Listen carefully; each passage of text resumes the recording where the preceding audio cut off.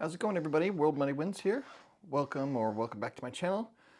I was just sorting through some stuff, get ready to put some things away because the Silver Symposium is starting day after tomorrow. So I'm hoping to see you guys there. I think I'm going to link up with Liberty Bleeds Silver, hopefully grab some cocktails or something, and check out all the stuff at the symposium. It's really cool. I was watching accadacastkr4912's video from this morning. He sold some gold to take some pressure off, cover some bills and whatnot. And it's kind of it's a good thing that he had some to sell.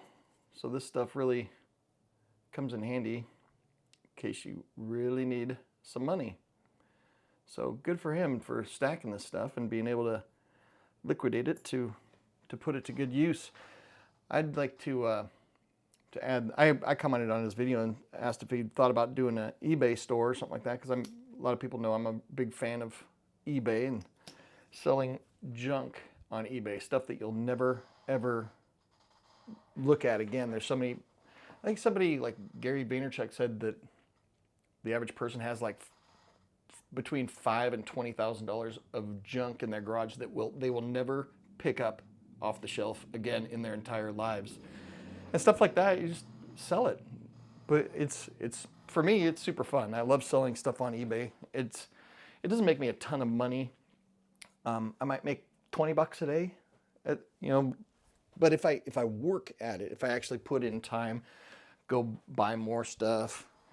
So like I'll sell like things like this 45 record, Dennis Day, Away in a Manger, and they'll have scratches on them, and I'll show the pictures of the scratches in the listing, but they're not deep enough to cause popping or skipping.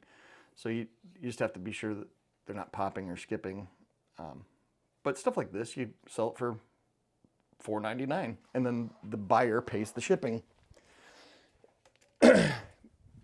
So I would encourage people to get an eBay account and start listing a few things on eBay, and it's fun for me. I like going finding deals. I mainly sell things like vinyl records and CDs and cassette tapes. And if you got your old cassette tape, if you're old like I am, I'm in my 50s.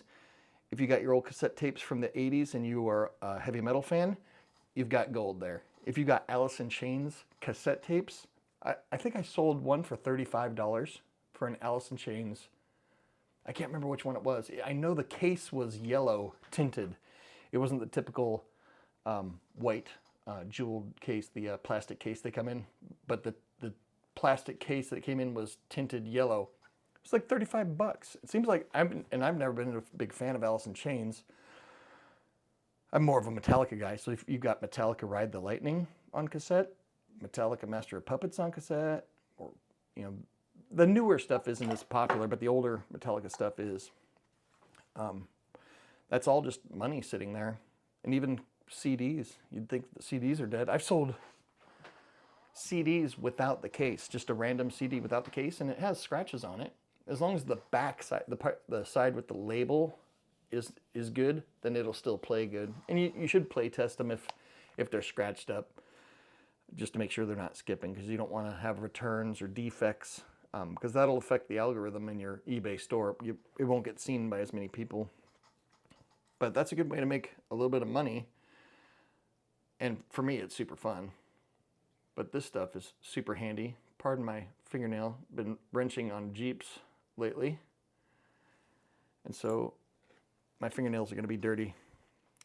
But if you get some just regular bullion gold to sell, to get yourself out of a bind, that's the way to go. I'm really encouraged by accadacastkr and how he's able to, he was pretty stressed out with his job loss and then just decided to sell some gold and pressure valve. He might buy, he said he was going to buy some tickets to the Philippines.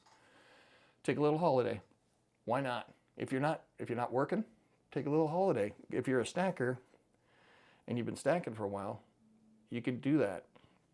Now I am anticipating my main source of revenue, about 90% of my income is going to go to zero in the next within the next year, I think it's going to go to zero. So I'm going to have to rely on things like eBay. I'll have to look into Poshmark and Mercari and selling things like that. And I don't mind. I'm kind of resigned that that's going to happen. I've got a little bit of emergency cash saved up just in case. I have this in case I need it. Yeah, I'm not sure what else to say about it. If you're buying gold, I mean, I guess I was going to say, try and avoid the higher premium stuff. This I got on a good deal. These two were cool on a good deal, but mainly like Krugerrands. If you can only afford a 10th ounce, $200, 10th ounce coins are perfect.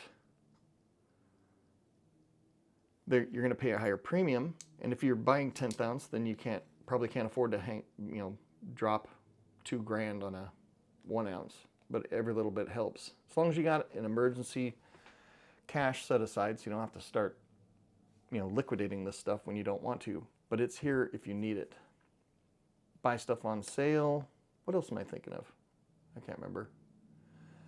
I had other stuff I wanted to talk about, but I forgot what it was. But it was encouraging seeing him. Oh yeah, I'll put a link to his video in the description about how he sold some gold to relieve his stress. And I'm going to put a link to My Boring Reseller Life.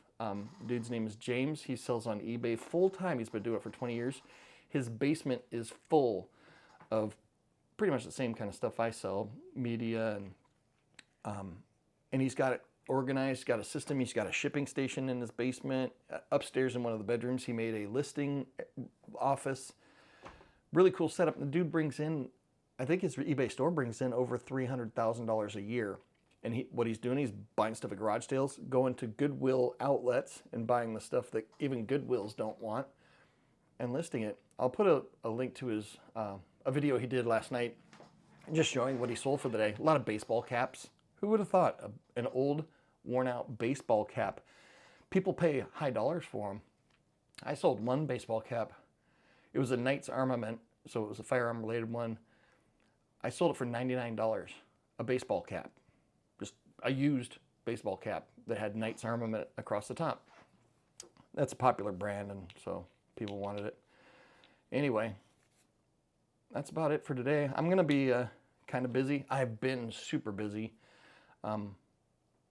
So, Silver Symposium, get over there. Let's go hang out, have a brewski, talk about gold and silver. The cool thing about the Silver Symposium is you don't have to worry about meeting people there because everybody there is your best friend. You just haven't exchanged names yet. They all have the same mindset, and it's kind of nice being around other people that aren't crazy. You kind of, it kind of lets you know that you're not alone. You're not a nutbag,